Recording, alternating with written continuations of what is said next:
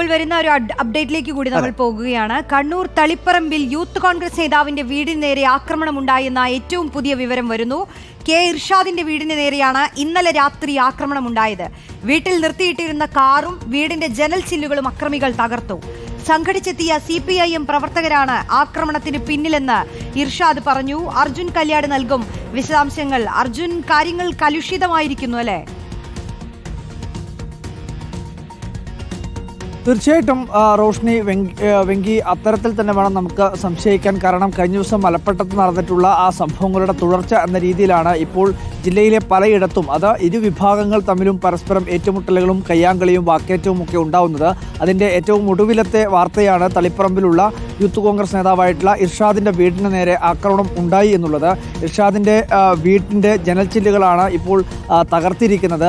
ഇർഷാദ് പറയുന്നത് ഈ സംഭവത്തിന് പിന്നിൽ CPM പ്രവർത്തകരാണ്. കഴിഞ്ഞ ദിവസം മലപ്പട്ടത്ത് നടന്നിട്ടുള്ള ആ പ്രതിഷേധ പരിപാടിയുടെ അല്ലെങ്കിൽ ആ പരിപാടിയുടെ ഭാഗമായി താനും അല്ലെങ്കിൽ തൻ്റെ സഹപ്രവർത്തകരും ഒക്കെ പങ്കെടുത്തിരുന്നു. അതിൻ്റെ ഒരു വിദ്വേഷത്തിലും വൈരാഗ്യത്തിലുമാണ് CPM പ്രവർത്തകർ ഇത്തരത്തിലുള്ള ഒരു ഇടപെടൽ അല്ലെങ്കിൽ ഇത്തരത്തിലുള്ള ഒരു ആക്രമണം നടത്തിയത് എന്നുള്ളതാണ് ഇർഷാദ് വ്യക്തമാക്കുന്നത്. വീട്ടിൽ നിർത്തിയിട്ടിരുന്ന കാറും അക്രമികൾ തകർത്തു എന്നുള്ള കാര്യം കൂടി ഇർഷാദ് പറയുന്നുണ്ട്. അതോടൊപ്പം തന്നെ ഇർഷാദിൻ്റെ പിതാവിനെ കയ്യേറ്റം ചെയ്യാൻ ശ്രമിച്ചു എന്നുള്ള കാര്യം കൂടി പറയുന്നുണ്ട്.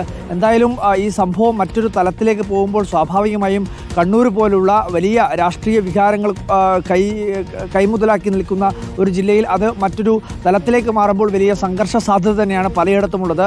അതുകൊണ്ട് തന്നെ വലിയ ജാഗ്രത പോലീസും അതുപോലെ തന്നെ മറ്റ് നിയമ സംവിധാനങ്ങളും പാലിക്കണമെന്നുള്ള ആവശ്യവും ഇപ്പോൾ ഉയർന്നു വരുന്നുണ്ട്. തീർച്ചയായിട്ടും ജില്ലയുടെ പല മേഖലയിൽ ഇന്നലെ തന്നെ പാനൂരിൽ ഒരു യൂത്ത് കോൺഗ്രസിൻ്റെയും KSUവിൻ്റെയും കൊടി കത്തിച്ചു എന്നുള്ള ആരോപണം ഉയർന്നിരുന്നു.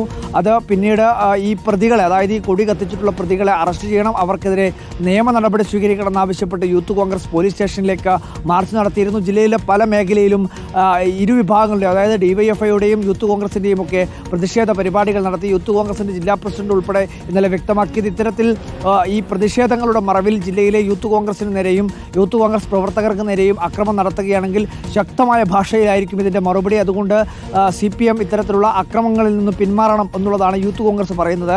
എന്നാൽ അനാവശ്യമായിട്ടുള്ള പ്രകോപനം സൃഷ്ടിച്ചുകൊണ്ടും അനാവശ്യമായിട്ടുള്ള മുദ്രാവാക്യം വിളികളും കൊലവിളികളും നടത്തി ജില്ലയിലെ ആകെ തന്നെ ഒരു സംഘർഷാന്തരീക്ഷത്തിലേക്ക് എത്തിക്കുക എന്നുള്ളതാണ് യൂത്ത് കോൺഗ്രസ് ലക്ഷ്യമിടുന്നത്. അതുകൊണ്ട് യൂത്ത് കോൺഗ്രസ് സംയമനം പാലിച്ചുകൊണ്ട് ഈ വിഷയങ്ങളിൽ ഇടപെടണം എന്നുള്ള ആവശ്യം DYFIയും CPMഉം ഒക്കെ മുന്നോട്ട് വെക്കുകയും ചെയ്യുന്നുണ്ട്. മലപ്പട്ടത്ത് നടന്നിട്ടുള്ള ആ സംഘർഷം മറ്റൊരു തലത്തിലേക്ക് പോകുമ്പോൾ വലിയ പേടിയാണ് കണ്ണൂരിലെ ജനങ്ങൾക്കുള്ളത്. ഇത് കൈവിട്ട് പോവുകയാണെങ്കിൽ സ്വാഭാവികമായും അത് വലിയ അക്രമ സംഭവങ്ങളിലേക്ക് എത്താനുള്ള സാധ്യതയുമുണ്ട്. അങ്ങനെ എത്താതിരിക്കട്ടെ എന്ന് എല്ലാവരും ആഗ്രഹിക്കുകയാണ്. നിയമ സംവിധാനങ്ങളും പോലീസും ഒക്കെ ജാഗ്രതയോടുകൂടി ഈ സംഘർഷ സാധ്യതാ മേഖലകളിൽ കൂടുതൽ സുരക്ഷ ശക്തമാക്കുകയും പോലീസിൻ്റെ പട്രോളിങ്ങും അതുപോലെ തന്നെ പോലീസിൻ്റെ നിരന്തരമായിട്ടുള്ള ഒരു സാന്നിധ്യവും ആ മേഖലയിൽ ഉണ്ടാവണമെന്നുള്ള ഒരു തീരുമാനത്തിലേക്ക് കൂടി എത്തിയിട്ടുണ്ട്.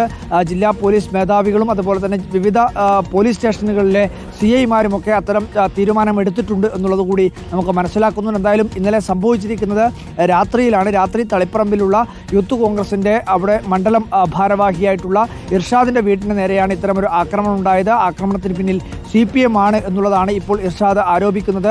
ഇർഷാദിൻ്റെ പിതാവിനെ കയ്യേറ്റം ചെയ്യുകയും ഇർഷാദിൻ്റെ വാഹനം അടിച്ചു തകർക്കുകയും ചെയ്തിട്ടുണ്ട്. എന്തായാലും ഇതുമായി ബന്ധപ്പെട്ടുകൊണ്ടുള്ള നിയമ നടപടി സ്വീകരിക്കണം. പോലീസ് CPMനെ സംരക്ഷിക്കുന്ന നിലപാടാണ് പലപ്പോഴും സ്വീകരിക്കുന്നത്. അതുകൊണ്ട് ഒരു കാരണവശാലും അത്തരം നിലപാടുണ്ടായിക്കൂടാ. കർശനമായിട്ടുള്ള നടപടി ഈ അക്രമകാരികൾക്കെതിരെ ഉണ്ടാവണം എന്നുള്ള കാര്യം കൂടി യൂത്ത് കോൺഗ്രസ് നേതാവായിട്ടുള്ള ഇർഷാദ് വ്യക്തമാക്കുന്നുണ്ട്. റോഷ്നി, യൂത്ത് കോൺഗ്രസ് നേതാവിന്റെ വീടിന് നേരെയാണ് ആക്രമണം ഉണ്ടായത്. വീടിന്റെ ജനൽ ചില്ലുകൾ തകർത്തു.